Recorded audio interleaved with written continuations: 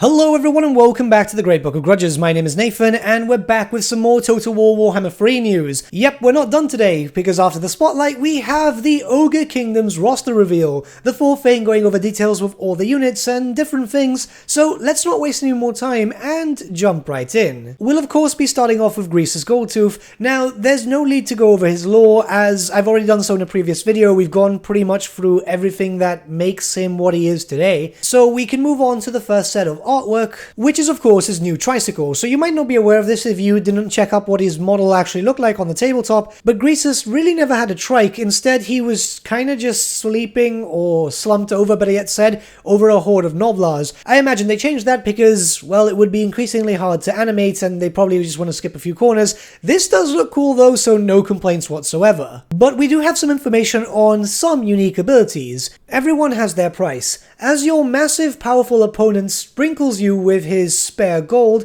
most combatants are going to rethink their place in the battle. If this is a mechanic or ability, better yet said, to make an enemy join you for a while, that's going to be, well, that's going to be freaking awesome.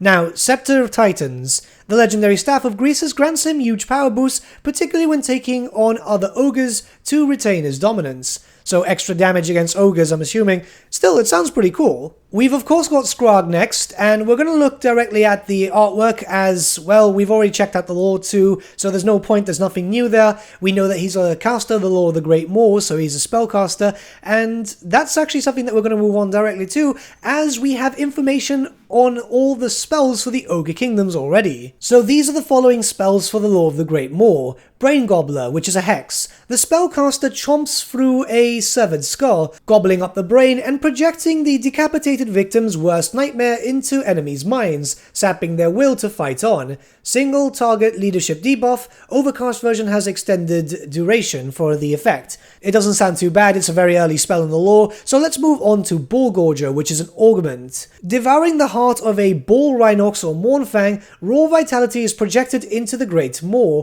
increasing the ferocity of the ogre's attacks. Single target large buff to melee attack and armor piercing weapon damage. Overcast version has extended effect duration. Okay, so it's a buff spell, that's not too bad. It increases your melee capabilities. I'm imagining you're going to use that on Iron Guts just to make them a bit killier. Next we have Toothcracker. It's an augment on an area of effect too.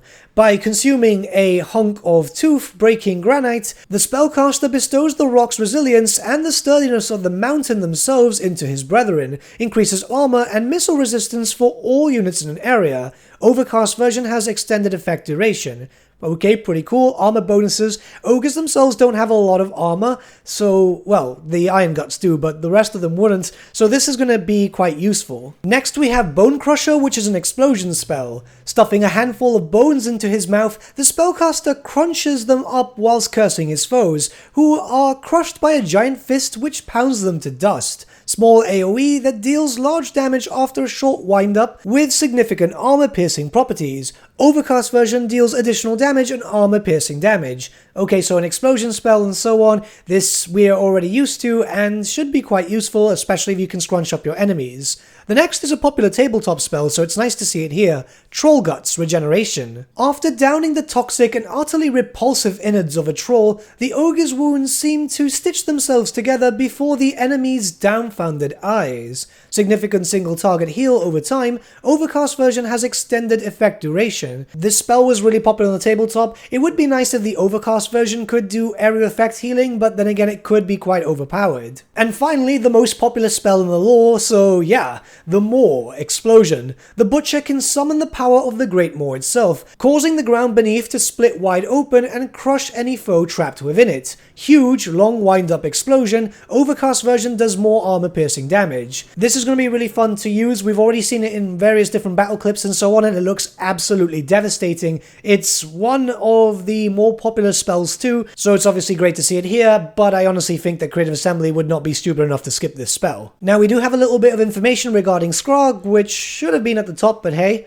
As well as full access to the Lore of the Great Maw, Scrog can summon a unit of Gorgers, yes, I'm calling it that instead of the original name, to his sides at a moment's notice. The Gorgers are Scrag's army, and about as close as he'll ever have to friends, fellow exiles and rejects from Ogre society that he found in the mountains after the Noblar incident left him wandering and armless. So yeah, he's going to be able to summon them, which kind of makes sense. Hopefully his faction mechanics will also have large boosts to them. I want to see them being used more, especially since the last sieges we saw, they kind of died quick. Next, we're moving on to the generic Lord options, with the first being the Tyrant, which we've got the artwork here, and it looks absolutely awesome. You might see me fanboying a lot when it comes to these roster reveals, and it is because, well, they have to base it on the tabletop models, so I have a lot of nostalgia. These are models sometimes that I've recently been repainting and so on, so it's just nice to see. Their description is as follows: Ogres call the leaders of their tribes tyrants, and it is easy to see why.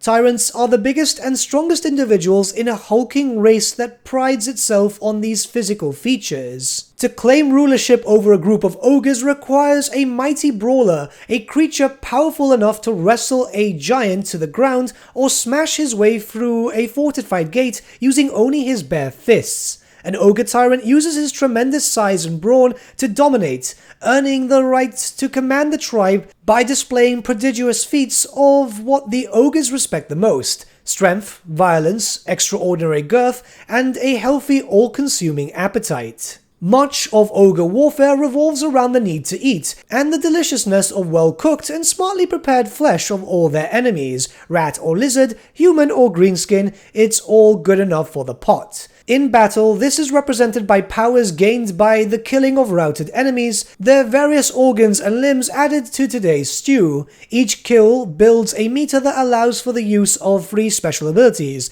This is just for your whole ogre army, by the way. The first is Dismember Hex, and it's an area effect that decreases acceleration, speed, and charge speed, helpful for running enemies down or stopping an advance. This will likely be very useful against Slaanesh, as Slaanesh is all based on speed if they follow the tabletop interpretation. The next is Massacre, Augment Area Effect, that gives additional armor-piercing weapon damage, base weapon damage, and grants units the ability to cause terror. They're all going to cause fear as it is because they're large targets, so being able to cause terror is going to be quite interesting. And the last one is Butcher, Regeneration on the target unit that gives a very high healing per second and gives significant vigor regeneration.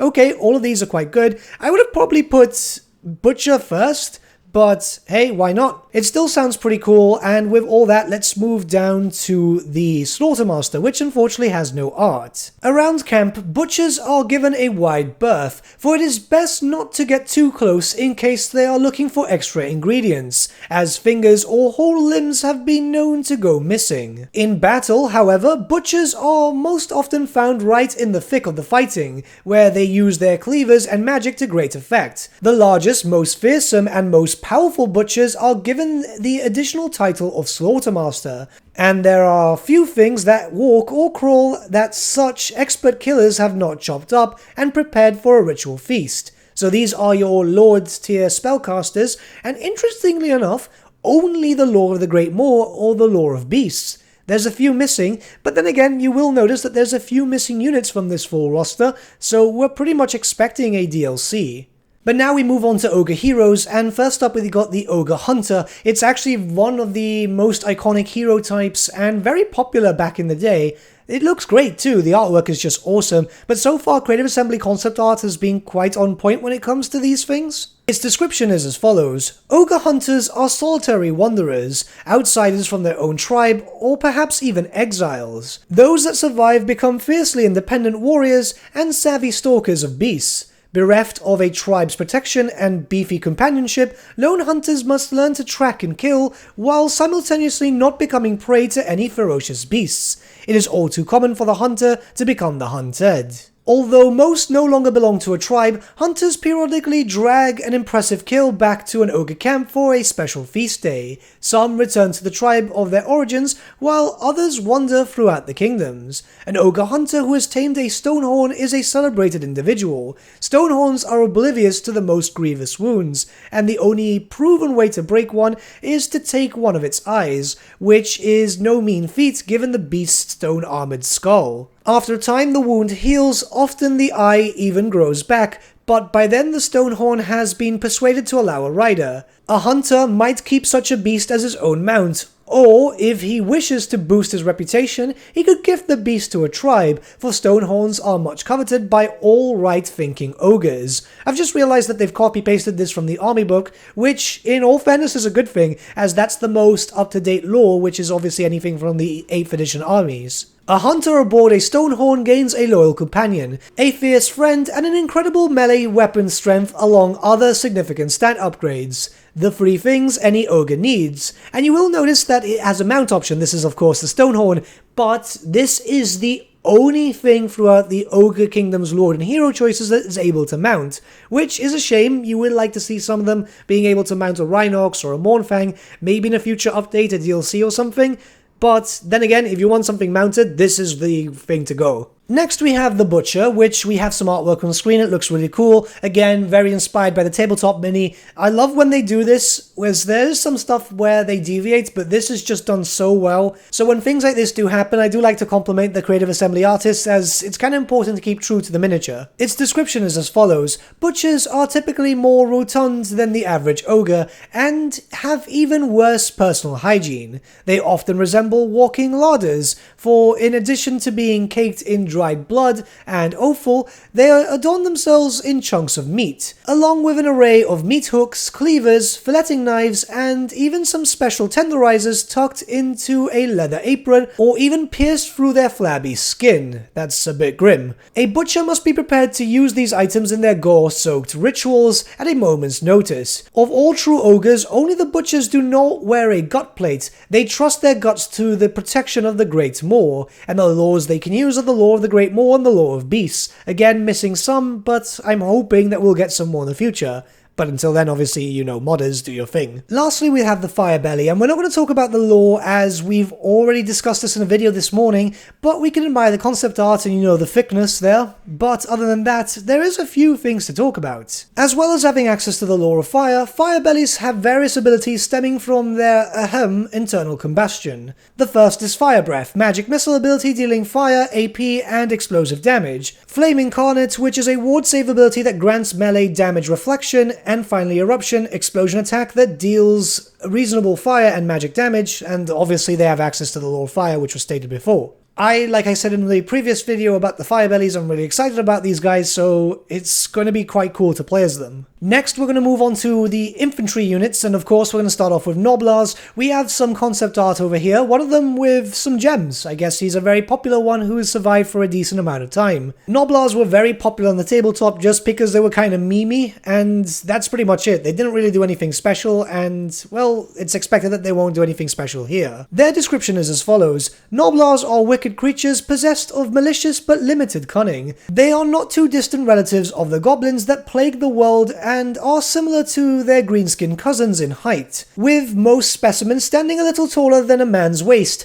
Gnoblars are cruel-minded, and their ability to do harm is only limited by their lack of physical strength. Ogres tolerate the creatures in their camps, especially if they make themselves useful by carrying and fetching things. In battle, a large group of Gnoblars can be, if not exactly formidable, then at least a bit dangerous. Unique characteristics are as follows: not exactly loved by their larger compatriots, they are expendable in all ways. Absolute meat shields for meat shields, and they can hold their ground just long enough to get your forces into position. Lastly, slow with low leadership, they are likely to be outmaneuvered and outmatched quickly on the battlefield. Yeah, these are basically just greenskin versions of Skaven slaves, nothing too special, but then again, they were very popular. Something which surprised even me is the fact that we're going to get 2 Gnoblar units. This is the Gnoblar Trapper, a Gnoblar missile infantry unit. Nothing too special, but then again, hey, it's always worth having something there, you know? With their description being as follows: these outgoing and vindictive Gnoblars are the largest of their kind, and delight in catching and torturing the small mammals that populate the foothills of the Ogre Kingdoms. Hunting is too sporting for these Gnoblars, who prefer to trap their prey.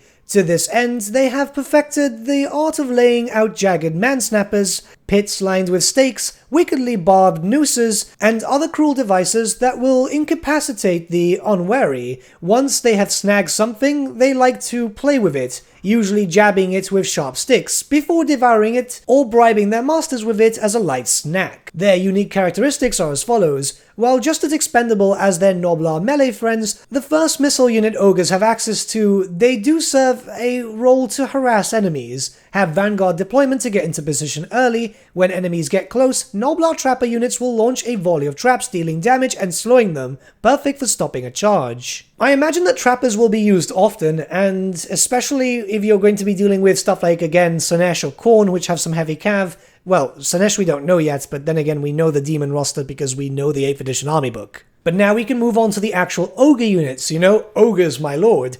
And we've got ogre balls. These are the basic frontline ogres. They've got a few different variants, we're going to discuss that in a second. And yeah, it's what we've already been playing with because, you know, ogre mercenaries. Their description is as follows. Big, brutish, and extremely violent. Ogres are simple and straightforward creatures. They know what they want and use their brawn to take it. Ogres don't do contemplative head-scratching, preferring to smash things they don't understand. The ball charge forwards is their favoured way to crush any opposition and greedily grab what they like. And what ogres want is power, respect, wealth, and perhaps most of all, an endless supply of meat to feast upon. Ogres excel at fighting, and this, along with their greed and lack of concern about right or wrong, means that an ogre army is always ready for a battle against anyone, anywhere. History is replete with examples of ogres being paid to fight, and even sometimes being paid not to join a fray. When they do enter combat, ogres make frightening opponents, for they are savage and can sometimes devour the fallen where they lie. In the heat of battle, this horrifies their opponents, who must fight the blood-splattered vanquisher of their former comrades. Given the chance, an ogre will barge into combat, using his great lumbering mass as a weapon. Ogres can harness the tremendous momentum of their formation to deliver an overpowering impact on anything they collide with. It is a living avalanche, an immense tonnage of muscle and fat behind heavy iron gut plates that slams the enemy before the individual ogre themselves begins to lay about with their brutal weaponry. They often cover their offhand with a spiked metal gauntlet, a habit which originated from the traditional sport of pit fighting. This gauntlet can be used to bat aside even the strongest of attacks. So there are 3 different variants of the Ogre Ball: Monstrous Infantry, which is the standard 1 weapon, Dual Weapons, and Iron Fist, that's the gauntlet which also acted as a shield on the tabletop. And the unique characteristics are as follows. All ogre units, balls and above, cause fear, being the embodiment of cannibalistic nightmares for all races, young and old. They can also destroy walls and doors during sieges, smashing them apart with their weapons and bare hands. This is going to be very useful. They also all have the Ogre Charge ability, representing the powerful and terrifying impact that is visited upon anyone who stand in their way. It reduces bonuses for being braced against their charge. Oh wow, okay. Dual weapon balls have bonuses versus infantry, while those with Iron Fist have additional melee defense and armor, being counted as being shielded. Again, just like the tabletop. Very good interpretations from Creative Assembly. I'm actually quite happy about this. Remember, I used to play ogres too, so this is kind of cool. Next we have Ogre Iron Guts. Now these were an absolute favorite unit of mine from back in the day. They were extremely devastating, and you'd see them a lot on the tabletop, so it's going to be cool. I love the fact that the concept art is just nice. It's nothing too overbearing, it's not too heavily armored, it's just exactly what it needs to be. Their description is as follows. Iron Guts are the ogres of any given tribe that have the most status and the best armor and weapons. They go into battle armed with massive two-handed weapons, be they enormous scimitars, rocks bolted to tree bows with iron bands, or simply gigantic versions of the traditional ogre club. Iron Guts wear large, ornamented gut plates to show off their elite standing, and cover their meaty arms and boulder-like heads in heavy armor plating cobbled together from various conquests over the years. Unique characteristics are as follows. Veterans of much combat and many feasts, Iron Guts are the strongest standard ogres anyone could hope to never see. They deal armor-piercing damage and have vastly superior armor compared to their brothers, will drink you on the table, eat you out of house and home, beat you at arm wrestling, then fall asleep embracing you. True friends. Only one unit. This is kind of like the whole Empire Greatswords, just Ogre variants. They're going to be quite useful. Now, there's a lot of other variants for all the other different units that we're going to talk about, which is why we're only seeing one Iron Gut. It would have been nice to see them split though, a Scimitar unit and a Club unit, but I guess they both would do the same thing. Next we have Ogre Man-Eaters. Now we've seen two variants, I believe, which was from the Mercenaries, and obviously we're going to see a few more now. They look cool, we've already seen them already, so there's not too much of a need to talk about them. Well, by that I mean the art. Their description, however, is as follows. Man-Eaters inherit the culture of the lands they visit, rather than spread their own. These mercenaries learn the fighting skills and adopt the style of dress appropriate to the lands of which they fight. For example, a man-eater in the Empire might wear breeches and an ostentatious feather with a brace of huge pistols across his chest. One who has been campaigning in the jungles of the Southlands, on the other hand, might go into battle as the savage orcs do. That is, wearing an undersized loincloth, a gut plate, and nothing else but smeary war paint. Ogre Man-Eaters are veterans of many campaigns fought in far-off lands. Travelling mercenaries beyond peer, they have spent decades acquiring scars, tall tales, wealth and exotic war gear before heading back to the Ogre Kingdoms. Man-Eaters have fought throughout the Old World and beyond, and many races attempt to recruit such fighters into their armies, promising food, gold, or whatever else the ogres want in return for their services. It is the pay that matters, not the foe. Although with some contracts, Man-Eaters are awarded fallen enemies to eat, so in those cases, enemy may matter. Ogres eat anything, but they have preferences. When they return to the Ogre Kingdoms, Man-Eaters take any opportunity to bore their tribe mates with long fanciful war stories, some of which are even true. Although such tales are tiresome, an Ogre Tyrant is always happy if he can call on the services of one or two units of Man-Eaters to aid his tribe. They will be used to lead important attacks or hold a vital part in the battle line. Man-Eaters are famously stubborn opponents and usually prefer to fight to their last breath rather than flee. Now we've got 4 different variants here. Monstrous Infantry, which is a typical hand weapon, Iron Fists, which is a style of shield, Great Weapons, which we've seen already, and Pistols, which again we've seen already. Unique characteristics are as follows. The impressive and terrifying things they've witnessed afar field makes more Man-Eaters immune to psychology. Man-Eaters who have learned the ways of the Empire pistols are just as deadly in melee combat, but can also fire on the move to soften up their enemies. And lastly, spent enough time in foreign lands to have particular tastes, you know, for food. Next we have the Saber Tusks. These were called battle kitties when it came to building up your army list and so on back in the day. They were actually quite popular, and they look kind of cool. They're likely to be kind of reskinned from the White Lions of Schrace, because I think that was kind of done when the battle showcases were shown off. But generally they had more or less the same kind of feel on the tabletop, but, you know, it's a Saber Tusk, so yeah, kinda cool. Their description goes as follows. Red in tooth and claw, an apt description for a Saber Tusk, as this powerfully muscled hunting beast is a creature perfectly evolved for slaughter. A lone Saber Tusk will bound into the midst of its prey, slashing and stabbing with its elongating tusks, seeking to sever arteries and disembowel its quarry. The snarling assault that follows is a fury of pounces, bites, and ripping claws. Should an entire pack of Saber Tusks attack at once, then even the largest beasts that haunt the mountains of Mourn can quickly be brought down in a howling fury, leaving a red mist hanging in the frosty air. Unique characteristics are as follows. The fastest thing in the Ogre army, and strong enough to pull down almost anything in a pack, though liable to rampage of hurt. Can receive a huge number of buffs, including Vanguard Deployment, Stalk, and Frenzy, from having an expert hunter in the same army. Yes, this is cool, this is something from the tabletop, I'm really happy to read that. And finally, not a cute little kitty cat, do not pet. They're going to always be called battle kitties, I'm sorry. Next we have the Gorges, which I am really curious about because they had a far different look, kind of similar but still different to what we've seen from the tabletop, so this might be a hint towards the future when Age of Sigmar gets its updates for whatever the ogres are there. Their description is as follows. Even more ravenous than an ogre, Gorges are degenerate eating machines consisting of nothing but taut muscle, claws, and ferocity. The beasts are so hungry that they will gobble up anything they can scrounge, even the most tainted of things. To aid a gorger in its all-consuming quest to feed, he can distend his jaws in the same way as many serpents do in order to swallow larger prey. If that weren't enough, their mouths are crammed full of teeth that can grow rapidly through their slimy gums, replacing themselves daily or sometimes even more quickly. Weird that they're not mentioned to be a offshoot of the ogre here. Their unique characteristics, however, are as follows. While fragile, gorgers are as close to a stealth ogre as you will find, surprising enemies at high speed with armor-piercing anti-infantry attacks. Driven half mad by hunger and solitude in the mountains, they are unbreakable combatants that fight in a frenzy. Vanguard deployment completes the package for a terrifying prospect. Yeah, it sounds really cool. I can't wait to actually use them. Hopefully they won't be as squishy as we've seen in the siege battle though.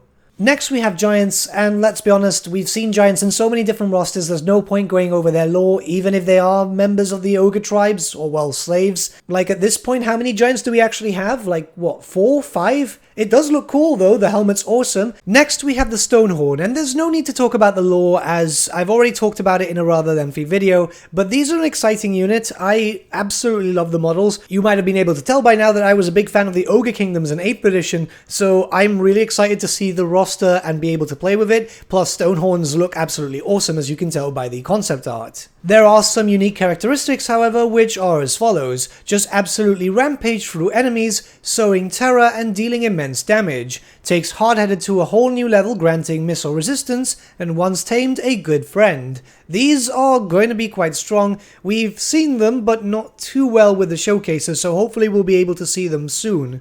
Okay, now these are lead belchers. Now, if you ask anyone who played in Warhammer Fantasy 8th edition, they'll tell you that lead belchers are a main source of their PTSD. They were absolutely terrifying because of the raw damage they could output from a massive distance, well, decent distance, and yeah, they could do a lot of damage. Their description is as follows. It is easy enough to spot ogres from a lead belcher unit, for their faces are scorched, they bear severe powder burns, regularly feature eye patches, and often resort to protective metal plates hammered into their faces.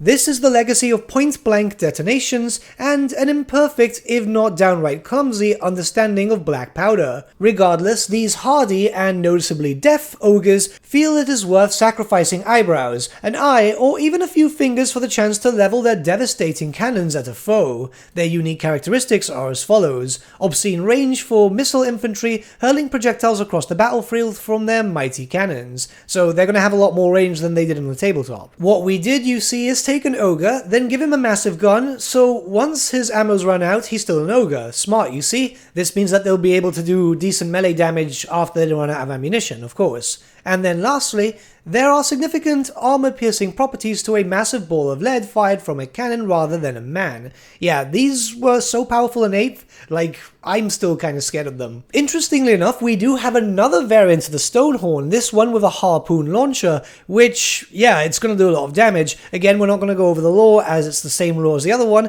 so let's just go directly into the unique characteristics. They put a harpoon launcher on a Stonehorn. They took a Stonehorn, already a humongous monster that can crush units beneath its hooves, and put a crossbow that fires spears on top of it. They're really hammering that in. And lastly, the ogre who invented this is essentially as close to Einstein as they ever got. Yeah, they were quite strong in the tabletop too. Not too great, but then again, Stonehorns were just massively damage dealers when you put them in melee combat. As you can tell, it's a pretty big roster, and it's going to get even bigger now with the Mournfang cavalry. We've already had access to them before because of the Ogre mercenaries, but there's some more variants that are coming with the DLC, and, well, yeah, it's going to be quite strong. Their descriptions are as follows. High up in the mountains of Mourn lives a cave-dwelling beast that has always attracted the attention of the ogres, the Mournfang. Aggressive predators that stalk the icy slopes, they are led by the largest of their kind, and, working together, they can hunt and kill anything that lives in that harsh domain.